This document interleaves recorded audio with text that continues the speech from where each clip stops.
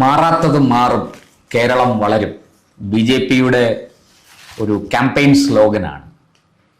ഈ തെരഞ്ഞെടുപ്പുമായി ബന്ധപ്പെട്ട് BJP നടത്തിക്കൊണ്ടിരിക്കുന്ന പ്രവർത്തനങ്ങൾക്ക് ഗതിവേഗം വർദ്ധിപ്പിക്കാൻ സാക്ഷാൽ നരേന്ദ്രമോദി തന്നെ കേരളത്തിലെത്തുകയാണ്. എങ്ങനെയാണ് സാർ മോദിയുടെ ഈ വരവിനെ കാണുന്നത്? മോദി വരുന്നത് ധീവരസഭയുടെ സുവർണ ജൂബിലി ആഘോഷങ്ങളിൽ പങ്കെടുക്കാനാണ്. പക്ഷേ മോദിയുടെ വരവിനെ നമുക്ക് എങ്ങനെ തെരഞ്ഞെടുപ്പുമായി ബന്ധപ്പെടുത്തി എങ്ങനെ വ്യാഖ്യാനിക്കാം? അത് BJPക്ക് എന്ത് നേട്ടം ഉണ്ടാക്കി കൊടുക്കും? അതായത് കേരളം 2026 തെരഞ്ഞെടുപ്പിന് ഒരു വലിയ പ്രത്യേകതയുണ്ട്. ഇടത് വലത് മുന്നണികൾ മാത്രം മേൽക്കോയ്മ നേടിയിരുന്ന ഒരു സംസ്ഥാനത്ത് മൂന്നാമതൊരു മുന്നണി കൂടി ശക്തമായി പോരാട്ടത്തിലേക്കുണ്ട് എന്ന് ജനം ഉറപ്പാക്കി കഴിഞ്ഞതിന് ശേഷമുള്ള ആദ്യ തിരഞ്ഞെടുപ്പാണ്. അല്ല, നേരത്തെ അത് തിരുവനന്തപുരം ജില്ലയിൽ മാത്രം ഒതുങ്ങിയിരുന്ന ഒരു പ്രതിഭാസമാണെങ്കിൽ അതുകൊണ്ടാണ് ഞാൻ ഇന്ന് കൊല്ലത്തും കോഴിക്കോടും ആലപ്പുഴയിലും പാലക്കാടും എറണാകുളത്തും തൃശ്ശൂരും ഒക്കെ ശക്തമായ ഒരു മത്സരത്തിന് സാധ്യത തെളിഞ്ഞിരിക്കുകയാണ്. അതാണ് ഞാൻ പറഞ്ഞത്. കേരളം എന്ന് ഞാൻ പറഞ്ഞത് അവിടെയാണ്. ഒന്ന് നിങ്ങൾക്ക് മഞ്ചേശ്വരം എടുക്കാം, മറ്റൊന്ന് നിയമം എടുക്കാം, പിന്നെ നിങ്ങൾക്ക് വേണമെങ്കിൽ പാലക്കാട് എടുക്കാം, പിന്നെ പാലക്കാട് എടുക്കാം, മധ്യ തൃശ്ശൂർ എടുക്കാം. ഇങ്ങനെ ഇപ്പം ഞാൻ ഒരു ക്രോസ് വരച്ചിട്ട് അതിനെ റൗണ്ട് ചെയ്ത് എല്ലാം പറഞ്ഞു കഴിഞ്ഞു. ഇങ്ങനെ കേരളമാകമാനം വേരുകളുള്ള ഒരു പാർട്ടിക്ക് കേരളത്തിലെ എവിടെ വേണമെങ്കിലും ഒരു ശക്തമായ മത്സരം ഏത് ജില്ലയിലും കാഴ്ചവെക്കാൻ കഴിയുന്ന ഒരു പാർട്ടിയായി BJP മാറിക്കഴിഞ്ഞു. അത്തരത്തിൽ ഒരു മാത്രമല്ല, ഒരു ചെറിയ നാളിതുവരെ അസ്പൃശ്യത നിലനിർത്തിയിരുന്ന മറ്റു പാർട്ടികൾ തൊട്ടുകൂടാതെ മാറ്റി നിർത്തിയിരുന്ന ഒരു പാർട്ടിയിലേക്ക് കുഞ്ഞു കുഞ്ഞു പാർട്ടികളാണെങ്കിലും വന്നു സഹകരിക്കാൻ വരും. ഇനി മറ്റൊരു ഓപ്ഷൻ BJP ആണ് എന്ന് പരസ്യമായി പറഞ്ഞ് മറ്റു നേതാക്കൾ, പല നേതാക്കളും ഇടത് വലത് മുന്നണികളുടെ നേതാക്കൾ പറഞ്ഞു തുടങ്ങുക മാത്രമല്ല, അതിലേക്ക് എത്താൻ മടിക്കില്ല എന്ന് ഒരുപക്ഷെ അവരവരുടെ ഡിമാൻഡ് അവരെ നിൽക്കുന്ന പാർട്ടികളിൽ വർദ്ധിപ്പിക്കാനും കൂടിയായിരിക്കാം. ഇതല്ലെങ്കിൽ ഞങ്ങൾക്ക് മറ്റൊരു ഓപ്ഷൻ ഉണ്ടോ എന്ന് ഇടത് വലത് മുന്നണിയിലുള്ള ആൾക്കാർ പറയുന്ന ഒരു സാഹചര്യത്തിനും കൂടിയാണ് മോദിയുടെ വരവ്. അതൊന്ന്. രണ്ട്, ഏതാണ്ട് ഒറ്റയ്ക്ക് തന്നെ എന്തുകൊണ്ട് മോദി എന്നൊരു ചോദ്യം പലപ്പോഴും ഉയർത്തുന്നു. ഇപ്പോൾ മോദിക്ക് ഗ്യാരണ്ടി എന്ന് പറഞ്ഞപ്പോൾ, കഴിഞ്ഞ തെരഞ്ഞെടുപ്പ് സമയത്ത് ഇവിടെ വന്ന അദ്ദേഹം മോദിക്ക് ഗ്യാരണ്ടി പറഞ്ഞപ്പോൾ സ്വാഭാവികമായിട്ടും ഞാനും, കാരണം ഞാൻ എന്ന് പറഞ്ഞു കഴിഞ്ഞാൽ ഒരു മാധ്യമ പ്രവർത്തനം എന്നുള്ള ഞാനും അത്രയ്ക്ക് അങ്ങനെ ആകാമോ, ഒരു BJP അല്ലാത്ത ഒരാൾ ഞാൻ പറയുകയാണ്. ഞാൻ വിചാരിച്ചു മോദിക്ക് ഗ്യാരണ്ടി എന്ന് പറയുമ്പോഴത്തേക്കും അത് ഒരു വ്യക്തിക്കല്ലേ കൂടുതൽ ഹൈപ്പ്.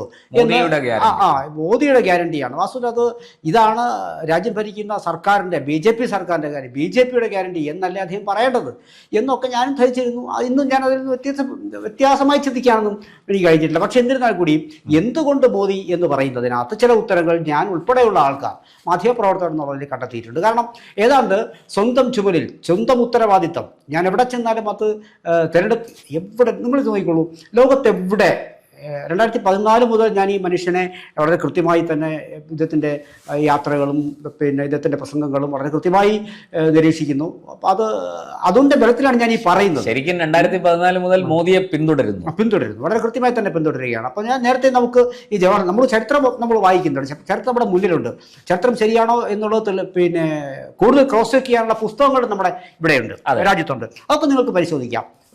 ഗുജറാത്ത് കലാപമുണ്ട്, അതിനുശേഷം അതിനെ രാജ്യവും ലോകവും എങ്ങനെയാണ് മോദിയെ നേരിട്ടത് എന്നുള്ളത് നമ്മുടെ മുന്നിലുണ്ട്. മോദി എങ്ങനെയാണ് അതിനെ നേരിട്ടതുണ്ട്, പിന്നെ സംഭവിച്ചത് നമുക്കറിയാം. ഇപ്പോൾ ഇവിടെയൊക്കെ തന്നെ അദ്ദേഹം കാണുന്നത്, എവിടെ അദ്ദേഹം ചെന്നാലും എന്ത് പ്രോഗ്രാമിൽ ചെന്നാലും അവിടെ അദ്ദേഹം, ഞാൻ പലപ്പോഴായി പലതവണ പറഞ്ഞിട്ടുള്ളതാണ്, അദ്ദേഹം ഒന്ന് രാജ്യത്തെ ദേശീയത വളർത്താനുള്ള ശ്രമം അദ്ദേഹത്തിൻ്റെ പ്രസംഗത്തിൻ്റെ എവിടെയും ഉറപ്പായി ചേരുവ ഒന്നതാണ്. രണ്ട്, താൻ പ്രതിനിധാനം ചെയ്യുന്ന ആ പാർട്ടിയുടെ വളർച്ച, അതിനായി എന്തെങ്കിലും കൂടി ചെയ്തിട്ട് പോകണം. എവിടെ ചെന്നാലും അദ്ദേഹത്തിന് ഈ രണ്ട് കണ്ണുണ്ട്. അത് ഞാൻ എപ്പോഴും പറയും, 365 ദിവസവും ഇദ്ദേഹം തെരഞ്ഞെടുപ്പ് പ്രചരണത്തിലാണ്. അതാണ് ഏറ്റവും വലിയ ഒരു ക്വാളിറ്റി. മുന്നിൽ നിന്ന് നയിക്കുകയാണ്. ഇങ്ങനെ ചെയ്യുന്ന ഒരാൾ BJPക്കകത്ത് എന്നല്ല മറ്റൊരു പാർട്ടിക്കകത്തുമില്ല. കാരണം എവിടെ ചെന്നാലും അവിടെ രാഷ്ട്രീയ ഉദ്ദേശമുണ്ട്. ഈ രാഷ്ട്രീയം വിശാലമായ ഒരർത്ഥത്തിൽ നിങ്ങൾ കണക്കാക്കിയാൽ രാഷ്ട്രത്തെക്കുറിച്ചിട്ടുള്ള ലക്ഷ്യങ്ങളുണ്ട്. ഇത്തരം വളരെ കൃത്യമായിട്ടാണ് മോദി ഒരുപക്ഷെ വരുന്നത് ധീവരസഭയുടെ പിന്നെ സുവർണ്ണ ജൂബിലിയുമായി ബന്ധപ്പെട്ടുള്ള കാര്യമായിരിക്കാം. പക്ഷേ അന്ന് അദ്ദേഹം വരും. അദ്ദേഹത്തിന് ഇനി ഒരുപാട് ജോലിയോടെ ചെയ്തു തീർക്കാനുണ്ട്. കാരണം പിന്നെ ഒരു പിന്നാക്ക സമുദായക്കാരെന്ന നിലയിൽ മുഖ്യമന്ത്രി സ്ഥാനത്തേക്ക് ഗുജറാത്തിൽ ഇദ്ദേഹം വാഴ്ത്തപ്പെട്ടപ്പോൾ അതിനെതിരെ ഉയർന്ന പ്രശ്നങ്ങൾ പാർട്ടിക്ക് ഉള്ളിൽ നിന്നു തന്നെ ഉണ്ടായ വിഷയങ്ങൾ നമ്മുടെ മുന്നിൽ നിന്നുണ്ട്. അതിൽ അദ്ദേഹം വളരെ അതിഗംഭീരമായിട്ടാണ് അദ്ദേഹം വിജയിച്ചു വന്നത്. തൻ്റെ പരിചയസമ്പന്നത താൻ സ്വയം വളർത്തിയെടുത്തുകൊണ്ടിരിക്കുകയായിരുന്നു. മോദി എന്നൊരു നേതാവിനെ ഒരിക്കലും ഞാൻ അദ്ദേഹത്തിൻ്റെ പിന്നെ വാഴ്ത്തുപാട്ടുകളല്ല ഈ പറയുന്നത്, ഞാൻ നോക്കിക്കണ്ട ആളിനെ ഞാൻ പറയുകയാണ്. അപ്പോൾ അദ്ദേഹത്തിൻ്റെ വാഴ്ത്തുപാട്ടുകൾക്ക് മോദിയുണ്ട് വാസ്തവത്തിൽ. അവിടെ അദ്ദേഹം ഈ ലക്ഷ്യമിട്ടതൊക്കെ അദ്ദേഹം സംഭവിച്ചിട്ടുണ്ട്. നല്ല വാക്ചാതുര്യമുണ്ട്, പറയുന്ന ചെയ്യാനുള്ള കഴിവുണ്ട്. സ്വാഭാവികമായിട്ടും ഇത്തരത്തിലൊരു പാർട്ടിയുടെ ബാക്കപ്പ് കൂടിയാവുമ്പോൾ ഏറ്റവും നന്നായിട്ട് രാഷ്ട്രീയം അറിയാം, ഏറ്റവും ഭംഗിയായിട്ട് അറിയാം. അദ്ദേഹത്തിന് നിന്ന് ചവിട്ടാനും അദ്ദേഹത്തിന് ജനങ്ങളുടെ പൾസ് തിരിച്ചറിയാം. കൃത്യമായിട്ടൊരു സംഭവത്തെ ഒരു ഭാഗത്ത് നിന്ന് തിരിച്ച് മറ്റൊരു ഭാഗത്തേക്ക് വിടാനും അദ്ദേഹത്തിന് അറിയാം. സാറ് പറഞ്ഞത് ശരിയാണ്. ഈ മോദി എക്കാലം ഒരു സ്റ്റാർ ക്യാമ്പയിനറാണ്. അദ്ദേഹം BJPയുടെ മാത്രമല്ല സ്വയം പ്രചരിക്കുന്ന ഒരു പ്രതിഭാസം കൂടിയാണ് അത്. കാരണം ഞാനത് പറയുന്നതിന് കാരണം നരേന്ദ്രമോദി ഗുജറാത്ത് മുഖ്യമന്ത്രി ആയിരിക്കുമ്പോൾ ജയലളിത ഒരു തവണ അധികാരത്തിൽ കയറുകയാണ്, ജയിച്ച് തമിഴ്നാട്ടിൽ അധികാരത്തിൽ വരികയാണ്. അന്ന് ജയലളിത മറ്റ് മുഖ്യമന്ത്രിമാരെ ഈ സത്യപ്രതിജ്ഞാ ചടങ്ങിലേക്ക് ക്ഷണിച്ചിരുന്നു. അവിടെ ചെന്ന് അതിൽ പങ്കെടുത്ത നരേന്ദ്രമോദി വാസ്തവത്തിൽ ജയലളിതയേക്കാൾ കൂടുതൽ അവിടെ മീഡിയ അറ്റൻഷൻ കിട്ടിയത് നരേന്ദ്രമോദിക്കാണ്. നരേന്ദ്രമോദിക്ക് വലിയ സ്വീകാര്യതയാണ് അന്ന് അവിടെ കിട്ടിയത്.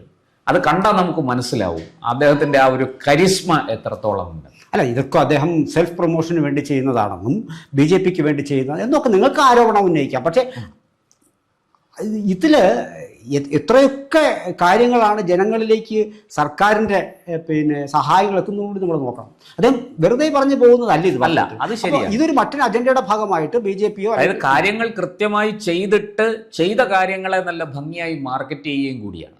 എന്ന് മാത്രമല്ല തൻ്റെ ടാർഗറ്റ് ഇങ്ങനെയൊക്കെ ആണെന്നും ഇന്നതൊക്കെ ആണെന്നും ആ ടാർഗറ്റിലേക്ക് താൻ കൃത്യമായിട്ട് എത്തിച്ചേരുമെന്നുള്ള ഉറപ്പ് മോദി ഗ്യാരണ്ടി അവിടെ കൊടുക്കുകയാണ്. അവിടെ സ്വാഭാവികമായിട്ടും അന്ന് ഈ മോദി ഗ്യാരണ്ടി എന്ന് പറഞ്ഞപ്പോഴാണ് ഞാൻ വീണ്ടും അതിലേക്ക് തന്നെ വരാം. അപ്പോൾ അന്ന് വാസ്തവത്തിൽ ഒരു വ്യക്തിപരത ഇതിനകത്ത് കടന്നു വരുന്നില്ലേ എന്നുള്ള ചിന്തയുണ്ടാകും. പക്ഷെ കാരണം എന്ന് പറയുന്നത് ഏറ്റവും അപ്പോൾ അദ്ദേഹത്തിൻ്റെ മനസ്സിൽ കൃത്യമായിട്ട് ഒരു മനുഷ്യന് ഇന്ത്യയിലെ എല്ലാവിധ കാര്യങ്ങളും ശ്രദ്ധിക്കാൻ കഴിയുമോ എന്നൊക്കെ ചോദിച്ചു കഴിഞ്ഞാൽ ഉണ്ടാവില്ല. കൃത്യമായി ഇദ്ദേഹത്തിലേക്ക് കാര്യങ്ങൾ ഫീഡ് ചെയ്യുന്ന ഒരു വലിയൊരു വിഭാഗമുണ്ട്. വളരെ പെട്ടെന്ന് ആ ഫീഡ് ചെയ്യുന്ന കാര്യങ്ങളെ മനസ്സിലാക്കിയെടുക്കാനുള്ള കഴിവ് അദ്ദേഹത്തിലുണ്ട്. അപ്പോൾ അത് 7 വർഷങ്ങൾ കൊണ്ട് ഈ മനുഷ്യൻ ആർജിച്ചെടുത്ത ഒരു വിഷയമാണത്. സ്വാഭാവികമായിട്ടും നാളെ അദ്ദേഹം കേരളത്തിലേക്ക് വരുമ്പോൾ ധീവരസഭ മാത്രമായിരിക്കില്ല ധീവരസഭയോ അദ്ദേഹം ഉറപ്പായും ഈ കൊച്ചു പിന്നാക്ക സമുദായങ്ങളെ പാർട്ടിയിലേക്ക് അടുപ്പിക്കേണ്ടതിൻ്റെ അനിവാര്യതയെക്കുറിച്ച് കൃത്യമായി ബോധ്യമുള്ള ആളാണ് മോദി. കൃത്യമായി തന്നെ കേരളത്തിൽ ആരൊക്കെയാണ് ഇനി വരുന്ന ആളുകളിൽ BJPയിലേക്ക് അടുപ്പിക്കേണ്ടത് എന്ന ഒരു കുറിപ്പ് BJPയുടെ പല തട്ടുകളിൽ നിന്ന് ഇദ്ദേഹത്തിലേക്ക് എത്തിയിട്ടുണ്ടാവും. അതിനനുസരിച്ചിട്ടുള്ള സ്വാഭാവികമായിട്ടും എത്തിയിട്ടുണ്ടാവും. വളരെ സിസ്റ്റമാറ്റിക്കായിട്ടുള്ള ഈ പ്രോസസ്സ് നടന്നു പോകുന്നുണ്ട്. അപ്പോൾ അതിന്റെ അടിസ്ഥാനത്തിൽ കൂടി അത് കൃത്യമായിട്ട് അങ്ങനെ സംഭവിച്ചിട്ടുണ്ടെന്നുള്ളതിന്റെ തെളിവല്ലേ ഈ ക്രിസ്ത്യൻ സഭാ നേതൃത്വം ഡൽഹിയിൽ ചെന്ന് നരേന്ദ്രമോദിയായിട്ട് ചർച്ച നടത്തിയത്. അതുപോലെ സമസ്തയിലെ ഒരു വിഭാഗത്തെ പ്രതിനിധീകരിച്ചുകൊണ്ട് കാന്തപുരം ഉസ്താദ് ഡൽഹിയിൽ പോയി പ്രധാനമന്ത്രിയുമായിട്ട് ചർച്ച നടത്തിയതൊക്കെ അതിൻ്റെ ഭാഗമായിരിക്കില്ലേ? അല്ല, ഇതൊക്കെ ഒരിക്കലും രാജ്യം ഭരിക്കുന്ന പ്രധാനമന്ത്രിക്ക് മുന്നിൽ ഇതേപോലെ ആയിരക്കണക്കിന് 10,000-കണക്കിന് നിവേദനങ്ങളുമായി പല ആൾക്കാരെത്തും. അതിൽ ആരെയൊക്കെയാണ് അദ്ദേഹം കാണുന്നത് എന്നും ശ്രദ്ധിച്ച കാര്യങ്ങളറിയാം. എല്ലാവരെയും ചിലപ്പോൾ അദ്ദേഹത്തിന് നേരിട്ട് കാണാൻ സാധിച്ചു വരില്ല. അപ്പോൾ അത് വളരെ കൃത്യമായി തന്നെയാണ് കാര്യങ്ങൾ നടത്തി. 16 മണിക്കൂർ ഒരു ദിവസം ജോലി ചെയ്തിട്ടും അദ്ദേഹത്തിന് നമുക്ക് അറിയാൻ കഴിയുന്നത് സെൻട്രൽ സെക്രട്ടേറിയറ്റിലെ ആൾക്കാരും ഉന്നതരായ ഉദ്യോഗസ്ഥരും ഒക്കെ നമ്മുടെ ബന്ധങ്ങൾ വെച്ചുകൊണ്ട് നമ്മൾ അറിയാൻ കഴിയുന്നത് ഞെട്ടിപ്പിക്കുന്ന കാര്യങ്ങളാണ്. ഇങ്ങനെയൊക്കെ ഒരു മനുഷ്യന് പെരുമാറാൻ കഴിയുമോ? അവിടെയാണ് ഞാൻ നേരത്തെ പറഞ്ഞത് മോദിയുടെ ആരാധന ഒന്നുമല്ല. പക്ഷേ ഇദ്ദേഹം എങ്ങനെ ചെയ്യുന്നു എന്ന് അത്ഭുതം കൂറുന്ന കണ്ണുകളോടെ നോക്കി നിൽക്കുന്ന ഒരാളാണ് ഞാനും വാസ്തവത്തിൽ. അപ്പോൾ നാളെ അദ്ദേഹം വരുമ്പോൾ ഇദ്ദേഹം ഒരു പറ്റം കാര്യങ്ങളും കൂടി മനസ്സിൽ വെച്ചുകൊണ്ടായിരിക്കും വരുന്നത്. അതിനകത്ത് രാഷ്ട്രീയമായി ഇപ്പോൾ ആരെയൊക്കെ ആക്രമിക്കണം, രാഷ്ട്രീയമായി ഞാൻ എന്തൊക്കെ പറയണം, ഏതൊക്കെ ജനവിഭാഗങ്ങളെയാണ് താങ്കൾക്ക് ഇനി കൂടെ നിർത്തേണ്ടത്, ഈ പ്രത്യേകിച്ച് ഒരു പോളറൈസേഷൻ പലവിധ കാര്യങ്ങളുണ്ടാവാം. ഇപ്പോൾ കാന്തപുരം കണ്ടതുകൊണ്ടാകാം, ബിഷപ്പുമാർ കാണുന്ന അവസ്ഥയുണ്ടാകാം. പക്ഷേ ബിഷപ്പുമാർ എത്രയും നമ്മൾ കണ്ടു, അതിന് റിസൾട്ട് ഉണ്ടായിട്ടില്ല. റിസൾട്ട് ഉണ്ടാകാതിരിക്കുമ്പോഴും എനിക്ക് ഉറപ്പുണ്ട് ചില കാര്യങ്ങൾ ഇപ്പം ഞാൻ ശ്രമം നിരന്തരം നിരന്തരമുണ്ട്. പക്ഷേ ഇപ്പം മോദി ഇടപെട്ടാൽ മാത്രം സംഭവിക്കുന്ന ചില വിഷയങ്ങളുണ്ട്. ബിഷപ്പുമാർ പലപ്പോഴും ചെന്നപ്പോൾ ഇപ്പോൾ ഞാൻ പിന്നെ മറച്ചു വയ്ക്കുന്നതിന് ഇപ്പം പോപ്പിൻ്റെ വരവ് പോലും അവിടെയൊക്കെ ചില ഈ നമ്മുടെ രാജ്യം പ്രതികരിക്കുമ്പോൾ സംഭവിക്കേണ്ടുന്ന ഇവിടുത്തെ ക്രിസ്തീയ വിഭാഗങ്ങൾ ആഗ്രഹിക്കുന്ന ചില കാര്യങ്ങളുണ്ട്.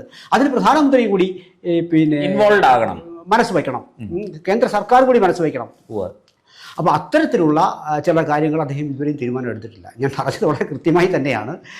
എപ്പോഴെന്ത് എങ്ങനെ ചെയ്യണം വളരെ കൃത്യമായിട്ട് അറിയാം.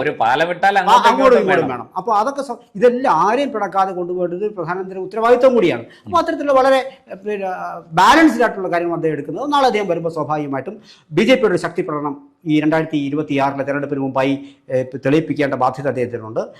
തൻ്റെ കേഡറുകളെ ഈ ഇലക്ഷൻ്റെ അത് പകരേണ്ടതുണ്ട്. നേരത്തെ പറഞ്ഞതുപോലുള്ള പല പല വിഭാഗങ്ങളെ ഇദ്ദേഹത്തിലേക്ക് അടുപ്പിക്കാനുള്ള ചുമതല ഇദ്ദേഹത്തിലുണ്ട്.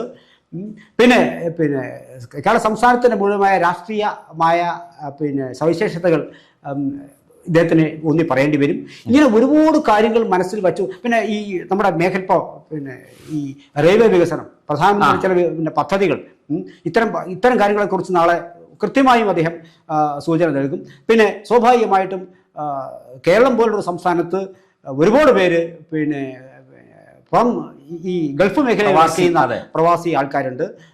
സ്വാഭാവികമായിട്ടും അവർക്ക് വേണ്ടി അവരുടെ പ്രശ്നങ്ങൾ ചിലപ്പോൾ അദ്ദേഹം അത് പറയാതെ പോകുമെന്ന് എനിക്ക് തോന്നുന്നില്ല.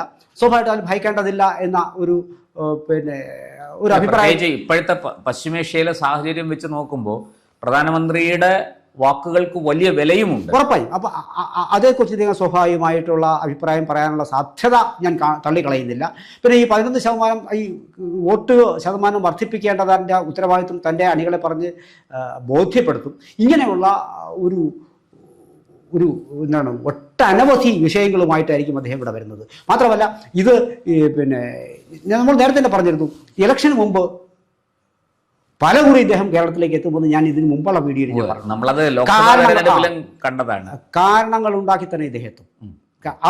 അതാണ് പറഞ്ഞത്. വളരെ സിസ്റ്റം അല്ല, അത് വെറുതെ വന്നു പോകും. കൃത്യമായ കാരണങ്ങളുടെ അടിസ്ഥാനത്തിൽ അവിടെ നിങ്ങൾ ചിന്തിക്കേണ്ടത് ക്രെഡിറ്റ് ഗോസ് ടു മോദി എന്ന് നിങ്ങൾ പറയുന്നതിന് മുമ്പായി നിങ്ങൾ മനസ്സിലാക്കണം, ഈ പ്രോസസ്സ് വളരെ കൃത്യമായ നടപ്പിലാക്കി എടുക്കുന്നതിൽ അദ്ദേഹം നടുക്ക് നിൽക്കുകയാണ്. ചുറ്റും നിൽക്കുന്ന ആൾക്കാരെ കൊണ്ട് പണിയെടുപ്പിക്കാൻ ഇദ്ദേഹത്തിനുള്ള കഴിവ്, അതിൽ നിന്നെല്ലാം ചുറ്റുപാട് നിന്നും പല പല ഏരിയകളെ കുറിച്ചിട്ടുള്ള വിവരങ്ങൾ കൃത്യമായിട്ട് ഇദ്ദേഹത്തിലേക്ക് സന്നിവേശിക്കപ്പെടുകയാണ്. ഇദ്ദേഹം അതിനെ വളരെ നിമിഷ നേരം കൊണ്ട് ഇതിനെ സ്വായത്തമാക്കുകയാണ്. അതിനുള്ള നടപടി ഏതായി എന്നുള്ള കൃത്യമായി ചോദിക്കുന്നുണ്ടാവും. അതിൽ നിന്ന് ഊർജ്ജം ഉൾക്കൊണ്ടാണ് ഇദ്ദേഹം ഇവിടെ എത്തുന്നത്. അതിന് അദ്ദേഹം നിങ്ങൾ നോക്കൂ, യാത്ര ചെയ്യുമ്പോഴും ഒരു ജെറ്റ് ലാഗ് ഉണ്ടാകാത്ത മനുഷ്യനാണ്. ഇങ്ങനെ എത്രയും മണിക്കൂർ യാത്ര ചെയ്യണം. ഒരു പ്രശ്നമില്ല. അങ്ങനെ നമ്മൾ കേട്ടിട്ടുള്ളത് ലാൽ ബഹദൂർ ശാസ്ത്രിയെ കുറിച്ച്. അദ്ദേഹം ഈ വിമാനത്തിൽ ഇരുന്ന് പോലും ഫയലുകൾ പരിശോധിക്കുകയും തീർപ്പ് കൽപ്പിക്കുകയും ഒക്കെ ചെയ്തുകൊണ്ടിരുന്ന ഒരു പ്രധാനമന്ത്രിയാണ് ലാൽ ബഹദൂർ ശാസ്ത്രി എന്ന് നമ്മൾ കേട്ടിട്ടുണ്ട്. അതിനുശേഷം വാസ്തവത്തിൽ കൃത്യമായി ഫ്ലൈറ്റിന്റെ പടികൾ ഓടിയിറങ്ങുകയും ഓടിക്കയറുകയും ചെയ്യും. അങ്ങനെ ഒരു പ്രധാനമന്ത്രിയെ നമ്മൾ കണ്ടിട്ടില്ല. അപ്പൊ ഇതിനകത്ത് വാസ്തവത്തിൽ അത് നരേന്ദ്രമോദി മാത്രമാണ്. പിന്നെ ഈ രാഷ്ട്രീയമായ ചില അഭിപ്രായങ്ങൾ കൂടി ഇദ്ദേഹം പറയാനുള്ള സാധ്യതയുണ്ട്. ചുരുക്കത്തിൽ പറഞ്ഞാൽ നാളെ എന്ന് പറയുന്നത് അദ്ദേഹം 2026 ഒരു മൂന്നാം മുന്നണിയായി BJP വരേണ്ടതിന്റെ സാധ്യത അദ്ദേഹം ഒരു പറയേണ്ട വേദികളിൽ പറയും. BJP എമർജ് ചെയ്യുന്നതിന്റെ കൃത്യമായ നേർക്കാഴ്ചയായിരിക്കും നാളെ. ഞങ്ങളുണ്ട്, ഒപ്പത്തിനുണ്ട് ഞങ്ങൾ. വരും ദിവസങ്ങളിൽ നരേന്ദ്രമോദി വന്നിട്ട് പോകുമ്പോൾ നാളെ മുതൽ നമ്മൾ കാണാൻ പോകുന്നത് കൃത്യമായ ഒരു BJPയുടെ കേരള രാഷ്ട്രീയത്തിലെ ആ ഒഴിച്ചുകൂടാനാകാത്ത ആ ഒരു പ്രതിരൂപം. മാത്രമല്ല നമ്മൾക്ക് ഈ തെരഞ്ഞെടുപ്പ് പഠിച്ചിരിക്കുന്ന വേളയിൽ ഇന്നലെ ഇവിടെ നിന്ന് നമ്മുടെ ആദ്യഘട്ട സ്ഥാനാർത്ഥി പട്ടികയുമായി പോയിട്ടുണ്ടായിരുന്നു. അപ്പോൾ കഴിഞ്ഞ ദിവസങ്ങളിൽ പ്രധാനമന്ത്രി നരേന്ദ്രമോദിയും അമിത്ഷായും കൂടി ഇരിക്കുന്ന സദസ്സിലാണ് വാസ്തവത്തിൽ ഇത് ചർച്ച ചെയ്യപ്പെട്ടത്. അപ്പോൾ അത് പ്രഖ്യാപിക്കൂ എന്നുള്ളതല്ല ഞാൻ പറയുന്നത്. അപ്പോൾ അതിൻ്റെ അടിസ്ഥാനത്തിൽ കേരളത്തിലൊരു മൂന്നാം മുന്നണി വരേണ്ടതിൻ്റെ ആവശ്യകത സ്വന്തം കേഡർമാരെയും കേരളത്തിലെ മറ്റ് രാഷ്ട്രീയ സംവിധാനങ്ങളെയും ജനങ്ങളോടും പറയാനുള്ള സാധ്യതയുണ്ട്. പിന്നെ ഞാൻ മുൻപോട്ട് പറഞ്ഞതുപോലെയുള്ള ചില ചുരുക്കത്തിൽ പറഞ്ഞാൽ ഒരു തെരഞ്ഞെടുപ്പ് പ്രചരണത്തിൻ്റെയും കൂടി ഭാഗമായിട്ട് തന്നെയാണ് അദ്ദേഹം ഇവിടെ എത്തുന്നത്. മറ്റൊരു കാരണമുണ്ടെങ്കിൽ കൂടിയും സ്വാഭാവികമായിട്ടും രണ്ട് തരത്തിലുള്ള മോദിയാണ് കേരളം പ്രതീക്ഷിക്കുന്നത്. ഒന്ന്, ധീവരസഭയിലേക്ക് വരുന്ന പ്രധാനമന്ത്രി നരേന്ദ്രമോദിയും, രണ്ട്, രാഷ്ട്രീയക്കാരനായ തെരഞ്ഞെടുപ്പ് പ്രതിനിധിയായി കേരളത്തിലെത്തുന്ന നരേന്ദ്രമോദി. ഇതിനെ രണ്ടായി കണ്ടുകൊണ്ട് ബിജെപിയുടെ സ്റ്റാർ ക്യാമ്പയിനർ നരേന്ദ്രമോദിയെയും നമുക്ക് കാണാൻ സാധിക്കും. രണ്ടായി കണ്ടുകൊണ്ടുള്ള വാക്കുകളായിരിക്കും. അല്ല, അത് കഴിഞ്ഞ തവണ അദ്ദേഹം വന്നു പോയപ്പോഴും നമ്മളത് കണ്ടതാണ്. നമ്മുടെ സംസ്ഥാനവുമായി ബന്ധപ്പെട്ട് വിവിധ പദ്ധതികളുടെ ഉദ്ഘാടനത്തിൽ അദ്ദേഹം പങ്കെടുത്തു. അവിടെ വളരെ കൃത്യമായിട്ട് ഒരു പ്രധാനമന്ത്രി എന്താണോ രാജ്യത്തോട് പറയേണ്ടത് അതെല്ലാം വളരെ കൃത്യമായിട്ട് പറഞ്ഞു. മുഖ്യമന്ത്രിയും ഗവർണറും ഒക്കെ ആയിട്ട് അദ്ദേഹം സംവദിച്ചു. അതൊക്കെ കൃത്യമായിരുന്നു. അതിനുശേഷം BJP സംഘടിപ്പിച്ച പൊതുസമ്മേളനത്തിൽ പങ്കെടുത്ത നരേന്ദ്രമോദിയെ നമ്മൾ കാണുന്നത് ഈ പറഞ്ഞതുപോലെ BJPയുടെ സ്റ്റാർ ക്യാമ്പയിനറായ നരേന്ദ്രമോദിയാണ് അവിടെ നമുക്ക് കാണാൻ. അത് നിങ്ങൾ ഒന്നുകൂടി നോക്കി വെച്ചോളൂ. വരുന്ന 1-2 മാസങ്ങൾക്കകം കേരളം ഉത്തരം നൽകാൻ പോകുന്ന 2026 തെരഞ്ഞെടുപ്പിന്റെ ചില ചോദ്യങ്ങൾ, അതായത് കേരളത്തിലെ ജനങ്ങളോടാണ് ഇത് നിങ്ങൾ കുറിച്ച് വെച്ചു. 2 മാസത്തിനകം കേരളത്തിൽ ലഭിക്കാൻ പോകുന്ന ഉത്തരത്തിനായുള്ള ചോദ്യങ്ങൾ അത് പരസ്യമായിട്ടാകുമോ പാർട്ടി കേരളത്തോടാകുമോ സ്വാഭാവികമായിട്ട് അതിൻ്റെ ലാഞ്ചനകൾ അംശങ്ങൾ പൊതുവേദിയിലും അദ്ദേഹം. അപ്പോൾ ഈ ഒരു വരവിൽ അവസാനിക്കില്ല. അദ്ദേഹം തുടർച്ചയായിട്ട് കേരളത്തിലേക്ക് വരാനുള്ള സാധ്യത ഉറപ്പല്ലേ. അത് എല്ലാ സംസ്ഥാനങ്ങളും കണ്ടുവരുന്ന അതാണ്. കേരളത്തെ മാത്രം അദ്ദേഹം നമുക്ക് കാത്തിരിക്കാം. മോദിയുടെ വരവിനായി അദ്ദേഹം എന്ത് പറയുന്നു എന്നത് കേൾക്കാൻ ഒക്കെ നമുക്ക് കാത്തിരിക്കാം. നന്ദി, നമസ്കാരം. കൂടുതൽ വാർത്തകളും വിശേഷങ്ങളും നേരിട്ട് ലഭിക്കാൻ ജനങ്ങളിൽ നിന്ന് ജനങ്ങളിലേക്ക് ജനഭൂമി ന്യൂസ് സബ്സ്ക്രൈബ് ചെയ്യൂ. ബെൽ ബട്ടൺ അമർത്താനും മറക്കരുത്.